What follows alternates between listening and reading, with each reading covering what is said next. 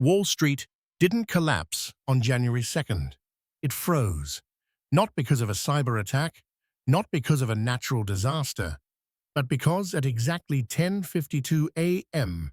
Shanghai time on December 31st, a senior official from the People's Bank of China looked across a conference table at three Americans who'd just flown halfway around the world and delivered a single devastating syllable: no.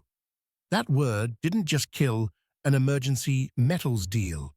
It detonated the invisible architecture holding up America's commodity pricing system. What you're witnessing isn't a market correction. It's the moment a century-old illusion that paper contracts can forever substitute for physical reality finally met an adversary willing to call the bluff. And when Beijing walked away from that Shanghai conference room, they left COMEX holding 42 million ounces of contractual obligations backed by air. The default everyone said was impossible just became inevitable. Public flight records don't lie, even when passenger manifests go dark. On December 30th at 2:14 p.m. Eastern, a Gulfstream G650 with a blacked-out registration lifted off from JFK's private terminal. Destination, Hong Kong. Estimated flight time, 15 hours. Purpose, officially non-existent. But three separate sources with ramp access at JFK, people who make their living knowing which planes matter, confirm the same passenger list. Senior commodities traders from J.P. Morgan's Metals Division, a high-ranking official from the Commodity Futures Trading Commission, and someone carrying credentials from the Chicago Federal Reserve. Read that lineup again. A private bank, a market regulator, a regional arm of America's central banking system. Ask yourself, when does a central banker sit next to Wall Street traders on an emergency flight to Asia? When the thing that's breaking isn't just a few contracts, it's the plumbing underneath the entire financial system. The jet touched down in Hong Kong at 6:40 a.m. local time on December 31st. By 9:15 a.m., the delegation had crossed into mainland China and was sitting inside a secure conference room at the Shanghai Futures Exchange headquarters. No media, no announcements, just a handful of exhausted Americans, a table of stone-faced Chinese officials, and one desperate proposal. The American side came armed with what they believed was an elegant solution: an emergency purchase of 50 million ounces of silver, cleared for immediate export. Payment wouldn't flow through normal dollar channels that Beijing might view as vulnerable to sanction. Instead, the transaction would be structured through U.S. treasuries wrapped inside a bilateral currency swap, bypassing the SWIFT system entirely. Legal teams had excavated an obscure provision from the 2019 Phase 1 trade agreement, relabeling the transaction as a strategic reserve transfer rather than a commercial export. It was designed to slip through a loophole before China's new export restrictions on strategic metals officially activated on January 1st. On paper, it was clever. In practice, it reeked of panic. Beijing studied the proposal for 37 minutes. Not days, not a weekend of deliberation. 37 minutes. Then the head of the People's Bank of China's Metals Coordination Division returned to the conference room and delivered China's official response in a single word: no. Not, we need better terms. Not, increase the price. Not, give us more time. Just no. The meeting ended at 10:52 a.m. Shanghai time. By 1:30 p.m., the American delegation was airborne again, heading back across the Pacific with nothing. And by 4 p.m. Eastern, on December 31st, while most Americans were preparing for New Year's celebrations, the first cargo containers at Shanghai's port facilities began receiving a stamp that would trigger a crisis 7,000 miles away. Export clearance denied. 3 independent logistics firms that specialize in moving refined bullion confirmed the same nightmare scenario within hours of each other. Pallets of silver sitting on the dock. Containers sealed and ready. Trucks idling with drivers who had nowhere to go. The paperwork now carried a red regulatory stamp blocking all shipments, citing pending compliance review under updated export control guidelines. That bureaucratic language is code. It means China's new restrictions on antimony, gallium, germanium, and critically silver weren't going into effect at midnight on New Year's Day as originally scheduled. They were being enforced immediately, retroactively, right now. Those containers held metal destined for COMEX-approved vaults in New York, Chicago, and Delaware. Metal that was already accounted for in the exchange's registered inventory figures. Metal that standing futures contracts were counting on for January delivery.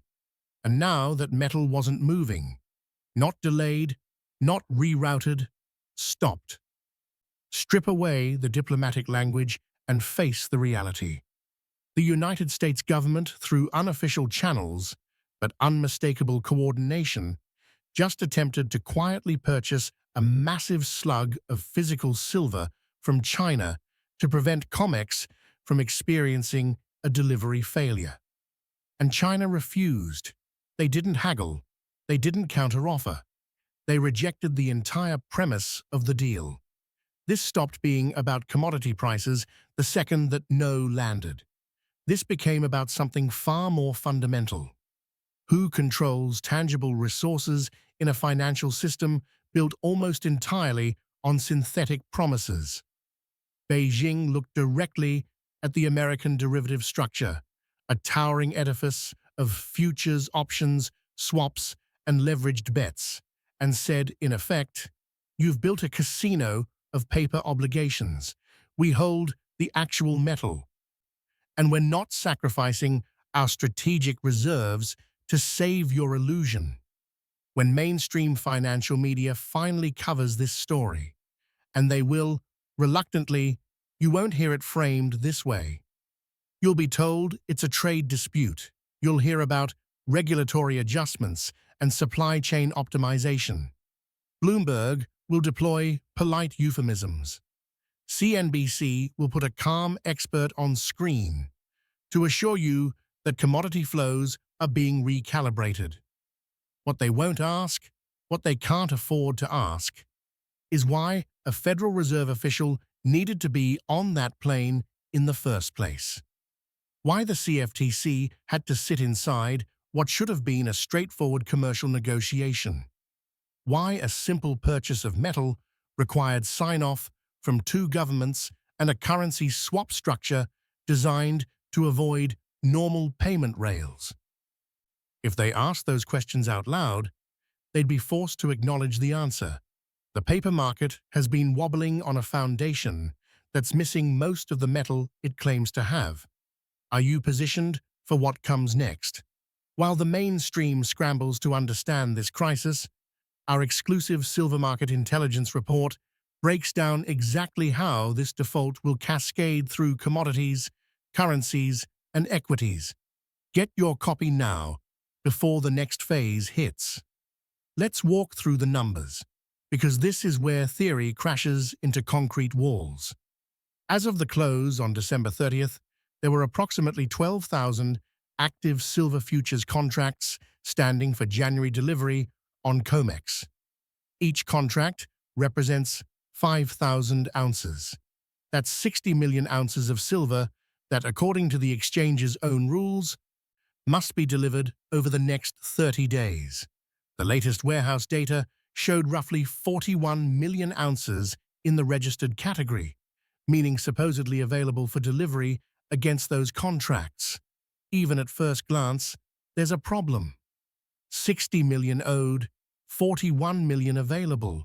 a 19 million ounce shortfall before you factor in any complications. But here's the part that turns a gap into a chasm.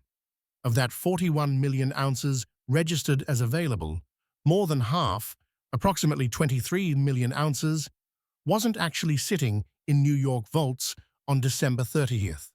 It was scheduled to arrive during the first week of January, refined primarily in Chinese facilities, loaded onto vessels.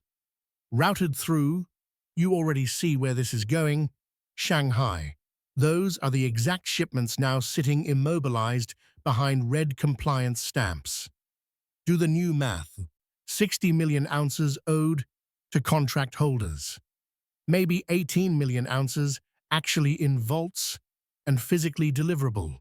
That leaves a real-world shortfall of approximately 42 million ounces.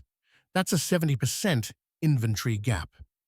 In any functioning market, a 70% hole in deliverable supply would trigger immediate and violent repricing. Futures would gap limit up. Short sellers would panic buy to cover positions. Long holders would aggressively stand for delivery.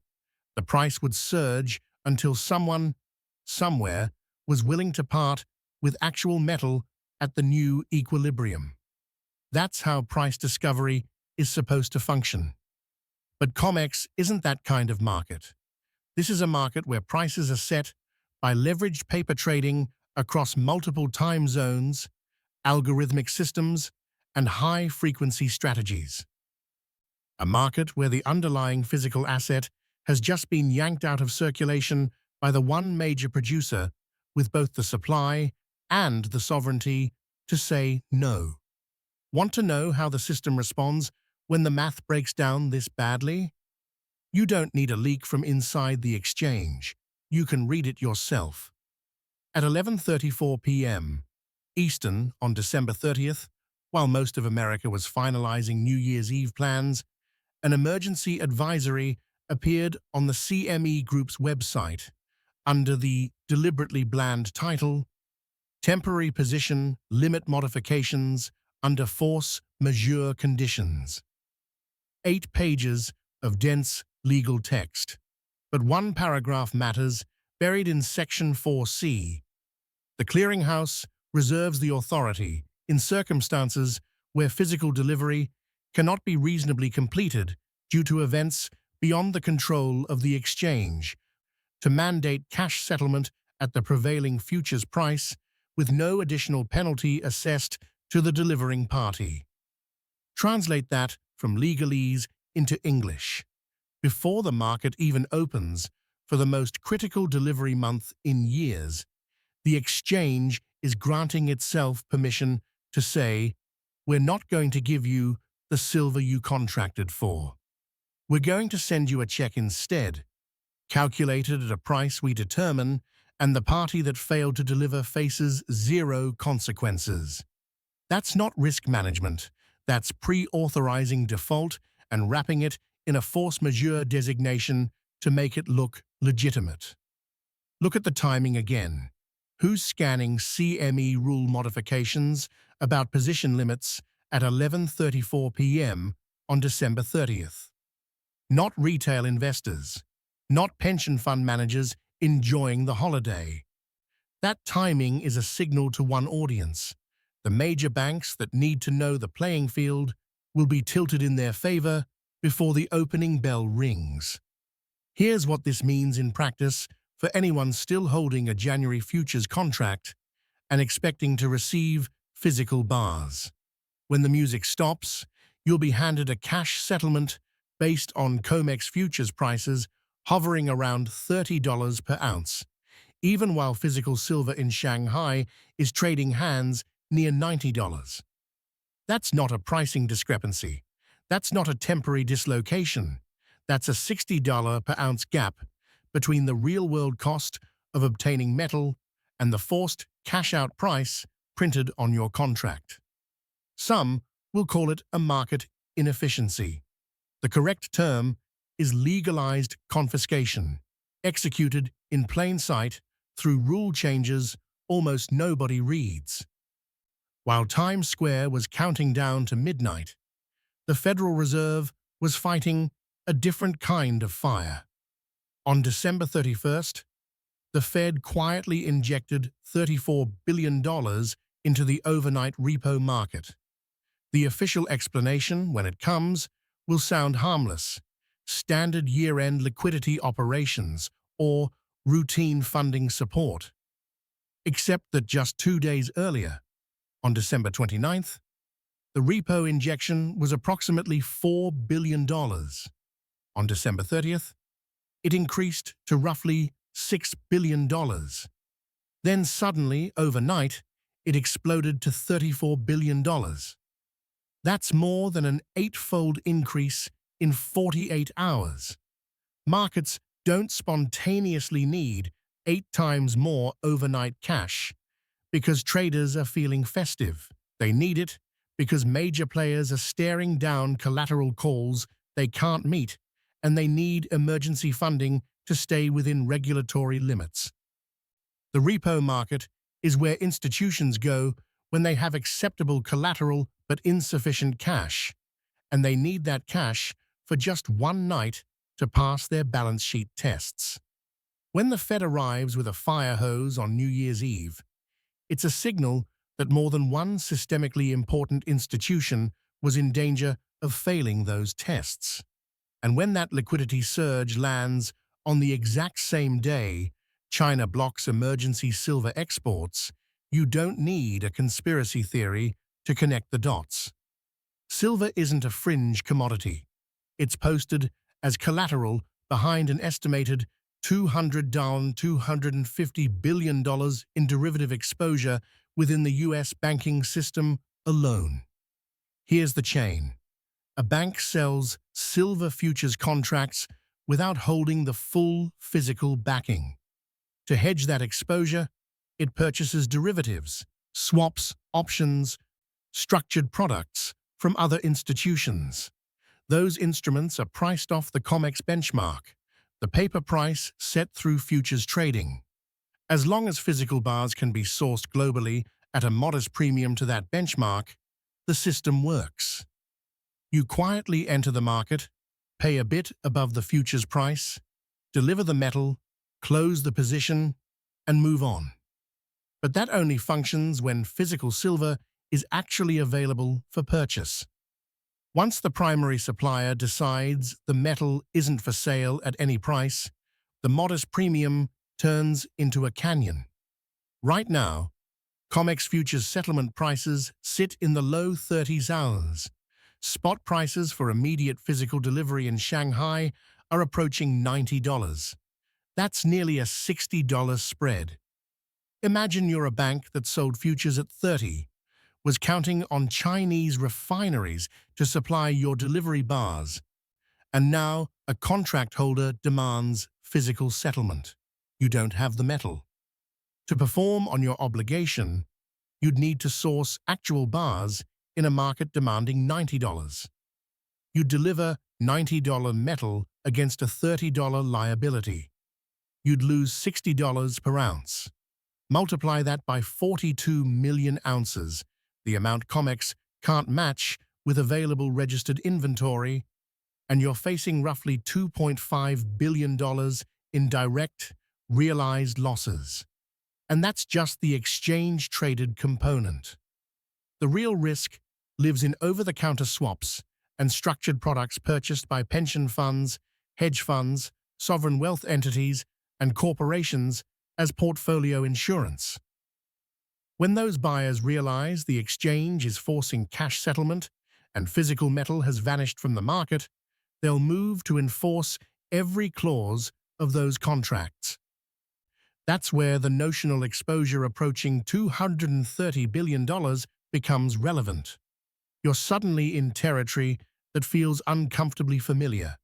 Cascading claims, nervous counterparties, and collateral that isn't where everyone assumed it was. Different asset class, same movie. It looks a lot like 2008, except this time the toxic instrument isn't a subprime mortgage. It's a silver bar that doesn't exist. The next 72 hours will determine whether this crisis stays contained or explodes across asset classes. Our emergency market briefing reveals which sectors are most vulnerable, which safe havens actually work, and the 3 moves every investor should make before Monday's open. Access it instantly here. This is what financial system failure looks like in 2026.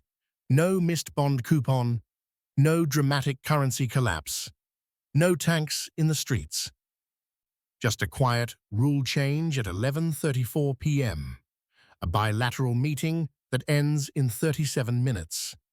Cargo containers that never leave the dock.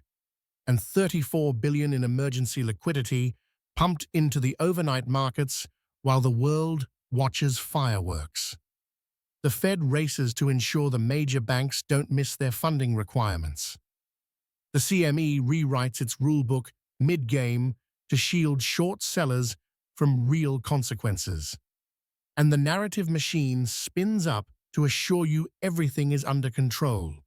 You'll hear that silver's price action represents profit-taking after speculative gains. You'll be told Chinese export policy is simply tightening enforcement standards. You'll read that rising repo operations are normal for year-end. These aren't random talking points. They're carefully constructed to buy time, while the institutions closest to the blast radius quietly reposition themselves. The uncomfortable truth is that the paper silver market has entered the early stages of structural failure. The bailout failed. The supplier of last resort chose to keep its metal. The exchange has laid the groundwork to change the rules during the game, and the central bank is patching holes in the financial plumbing with tens of billions in overnight dollars. You're watching a default that isn't being called a default. Contracts promising metal are being quietly converted into cash settlements at prices that no longer reflect the world where people actually refine silver and manufacture products with it.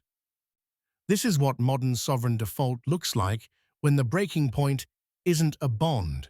It's a commodity promise made by a government and financial system that built a mountain of leverage on top of a metal they don't control. The moment the actual holders of that metal refuse to play along, the illusion shattered. From this point forward, the gap between paper claims and physical resources isn't an academic debate. It's a line item on balance sheets, a spread visible on price screens, and a story the architects of this system are desperate for you not to understand until they've already reached the lifeboats. COMEX opens on January the 2nd, facing a delivery crisis that cannot be solved with more paper promises, more algorithmic trading, or more regulatory creativity. The Chinese shipments aren't coming. The warehouse inventories are 70% short. The rulebook has been rewritten to favor the banks, and the Fed is already fighting fires in the overnight funding markets. Every major bank with metals exposure is now running the same calculation. How much of this hole can we pass to someone else before the music stops? Every regulator is asking the same question. Can we contain this to the silver market? Or does it metastasize into credit default swaps, collateral chains, and margin calls that jump asset classes? And every informed investor is facing the same choice. Do you believe the paper price, or do you believe the physical reality? Because right now, those two things are $60 per ounce apart and widening. The default clock isn't about to start. It already went off. The only question left is whether you'll be holding paper promises or tangible assets when the rest of the market figures out what just happened in Shanghai. The crisis is no longer theoretical. The math is no longer theoretical. And the decisions you make in the next 72 hours are no longer theoretical. Choose wisely.